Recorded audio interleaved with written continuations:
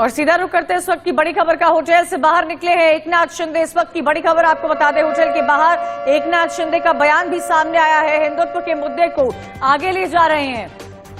जी हाँ, बाला साहेब के हिंदुत्व को आगे ले जा रहे हैं, ये कहा है एकनाथ शिंदे ने। हम लोग शिवसेना में हैं, आगे भी शिवसेना में ही रहेंगे।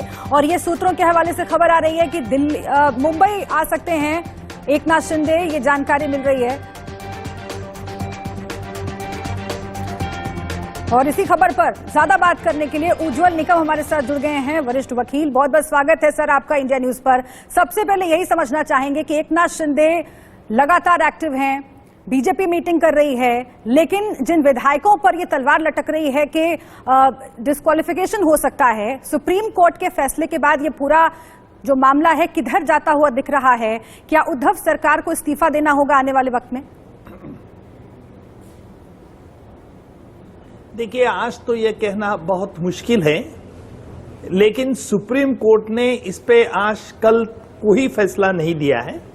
सुप्रीम कोर्ट ने इतना ही कहा है कि जो शिंदे का गुट है, जो उनके 16 एमएलएस है, उनके लिए जो डिप्टी स्पीकर ने जो डिस्क्वालिफिकेशन की नोटिस निकाली थी, उसको रिप्लाई देने के लिए उनको 11 तारीख तक मोहलत दी गई है।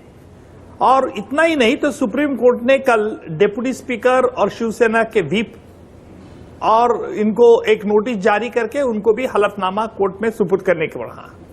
इसका मतलब यह है कि वो जो 16 आमदार है जिनके खिलाफ डिस्क्वालिफिकेशन की नोटिस डिप्टी स्पीकर ने निकाली थी, अभी भी आज भी वो मेंबर ऑफ लेजिस्लेटिव असेंबली है, यानी विधायक करके काम कर सकते हैं। देखना हमें यह है कि 11 तारीख तक क्या क्या होता है। अभी तो बहुत पॉसिबिलिटीज है, प्रोबेबिलिटीज भी है। जो इंडिपेंडेंट जो एमएलए विधायक है वो उनके साथ है, और इंडिपेंडेंट विधायक भी गवर्नर साहब के पास जाकर कह सकते हैं कि सरकार बहुमत में है कि अल्पमत में है। देखिए, जहां तक सरकार मेजॉरिटी या माइनॉरिटी इसका फैसला तो विधिमंडल में ही होता है, लेकिन जी यहाँ पर एक और बात समझना चाहेंगे, क्योंकि देखिए तो मुझे लगता है कि 11 तारीख तक कुछ जिस तरह से ये पूरा प्रोसेस हुआ है, कॉन्स्टिट्यूशन के लिहाज से क्या हो सकता है? क्या शिंदे गुट शिवसेना के ही चुनाव चिन्ह पर दावा ठोकेंगे या फिर वो बीजेपी में शामिल होंगे? क्योंकि एमएनएस से भी खबरें आ रही थी कि राज ठाकरे की भी पार्टी में विलय कर सकते हैं, लेकिन ऐसा कुछ होता हुआ अभी नजर नहीं आ रहा है। जो इनके 7 विधायक मौजूद हैं, वो आखिर किस पार्टी के दम पर अपनी विधायकी दिखाएंगे? देखिए, शिंदे गुट है, उनका यही कहना है कि हम अभी भी आज भी शिवसेना के ही है। वो ये भी बात मान रहे कि हमारे सुप्रीमो उद्धव जी ठाकरे जी है, हमने शिवसेना छोड़ी नहीं है। उनका सिर्फ आरोप यही और उनका कहना यह है कि जो एनसीपी और कांग्रेस से जो उनका गठबंधन है शिवसेना का, उसे छोड़ दिया जाए। और इसलिए वो क्लेम कर रहे कि हम शिवसेना में हैं, हमने शिवसेना नहीं छोड़ी है।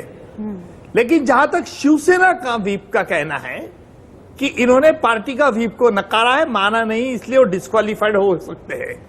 लेकिन आज ये सुप्रीम कोर्ट ने 11 तारीख तक इनको जवाब देने के लिए कहने के बाद अभी भी वो 16 आमदार शिवसेना के ही आमदार कहला जाएंगे। ठीक है सर, आप रहिएगा हमारे साथ। आखिर 11 तारीख तक जो मोहलत मिली है बागी विधायकों को, उसके क्या मायने हैं, इसे और आपसे विस्तार से समझेंगे। लेकिन इस बीच एक और बड़ी खबर जल्दी से दर्शकों को बता देते हैं। महाराष्ट्र को लेकर एक्शन में है लगातार बीजेपी। देवेंद्र फडणवीस अब दिल्ली पहुंच रहे हैं, दिल्ली पहुंच चुके हैं इनफैक्ट देवेंद्र फडणवीस, और सीनियर नेताओं से वो मुलाकात करेंगे।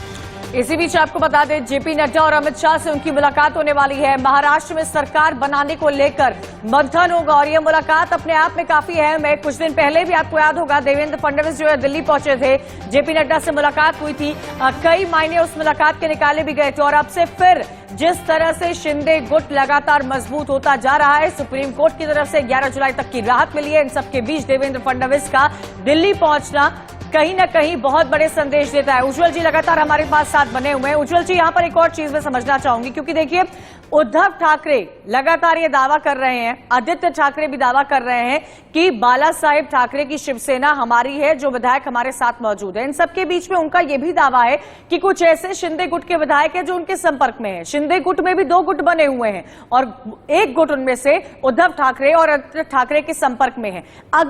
अगर ये पॉसिबिलिटी होती है कि शिंदे गुट जो है असली शिवसेना पर अपना दावा ठोकती है, तो उद्धव ठाकरे, आदित्य ठाकरे और जो तमाम विधायक हैं उनका क्या होगा? ये कहना आज बहुत मुश्किल है, क्योंकि शिंदे गुट भी कह रहे हैं हम शिवसेना के हैं, हम बाला साहेब ठाकरे जी के सच्चे अनुयायी हैं। उद्धव जी कह रहे हैं कि नहीं, उन्होंने शिवसेना से बगावत की है, भगोड़ा है। ये राइवल कंटेंशन है। आखिर शिवसेना किसी के शिवसेना प्रमुख तो उद्धव जी को मानते हैं। अगर उद्धव जी को ही शिवसेना प्रमुख मानते हैं तो मुझे लगता है कि ये फैसला कॉन्ट्ररी स्टैंड से लेने से नहीं छूटेगा।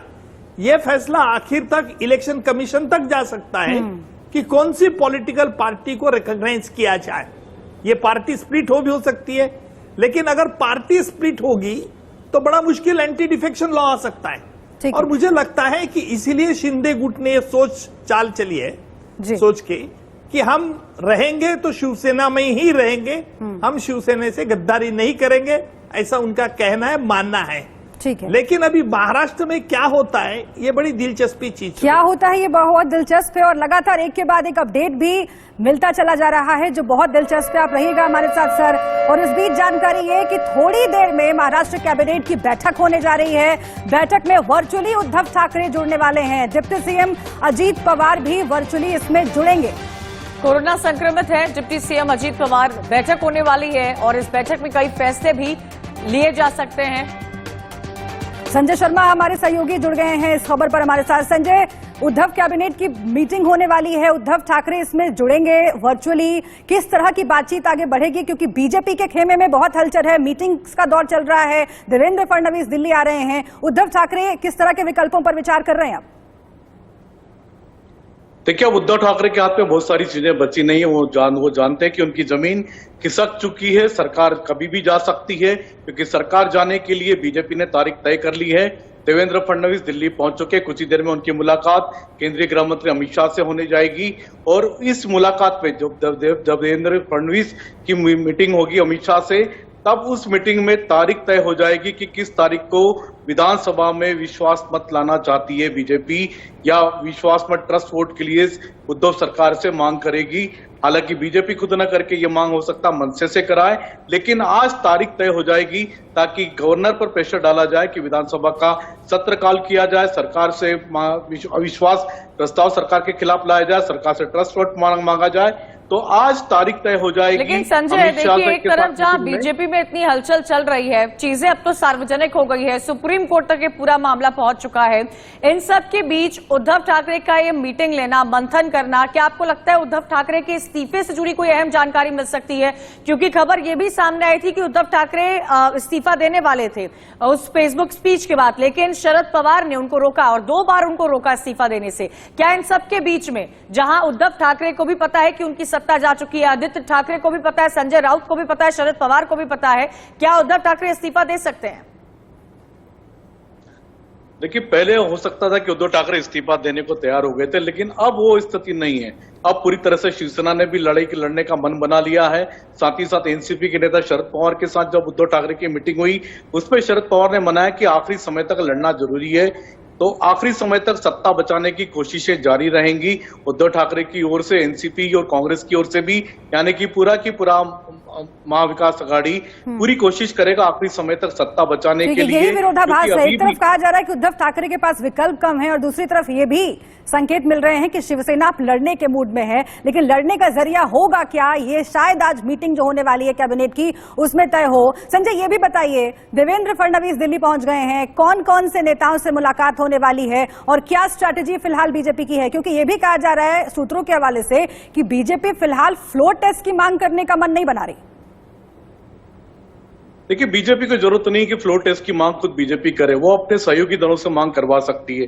मनसे एक ऐसी पार्टी है जिसके बारे में कहा जा रहा है कि शिवसेना का जो बागी गुट है वो मनसे के साथ जा सकता है, मनसे में शामिल भी हो सकता है, मनसे में मर्ज भी हो सकता है। तो ये मांग मनसे की तरफ से हो सकती है, राज ठाकरे की पार्टी की तरफ से ये मांग हो सकती है, ट्रस्ट वोट की मांग हो तो सकती देखिए है। लगातार लेकिन यहाँ पर आज जब मुलाकातों का दौर जारी है। संदीप, इस खबर पर नजर बनाए रखिएगा। उज्जवल जी, एक और बात यहाँ पर समझाइएगा, क्योंकि स्ट्रैटेजी सभी पार्टी अपनी अपनी बना रही है, लेकिन under the eyes of law ये एक्सप्लेन कीजिए हमारे दर्शकों को कि जिस तरह से इस वक्त महाराष्ट्र में सियासी उठापटक मची हुई है, कई तरह की खबरें सामने आ रही है। खबर यह भी सामने आ रही है कि उद्धव ठाकरे आत्मविश्वास से लबरेज हैं, लड़ने को पूरी तरह से तैयार हो गए। आदित्य ठाकरे ये कह रहे हैं कि गुवाहाटी में जो बागी विधायक हैं उसमें भी 2 गुट बटे हुए हैं, एक गुट से इस वक्त आदित्य ठाकरे संपर्क में, लेकिन तस्वीरें साफ है और तस्वीरों को देखकर यह अंदाजा लगाया जा सकता है कि आने वाले समय में क्या होगा। तो गुवाहाटी में बागी विधायकों की बैठक होने वाली है और इस बैठक में फ्लोर टेस्ट को लेकर भी कोई चर्चा हो सकती है। जी हाँ, और खबर ये भी मिल रही है कि गुवाहाटी में जो बागी विधायक हैं वो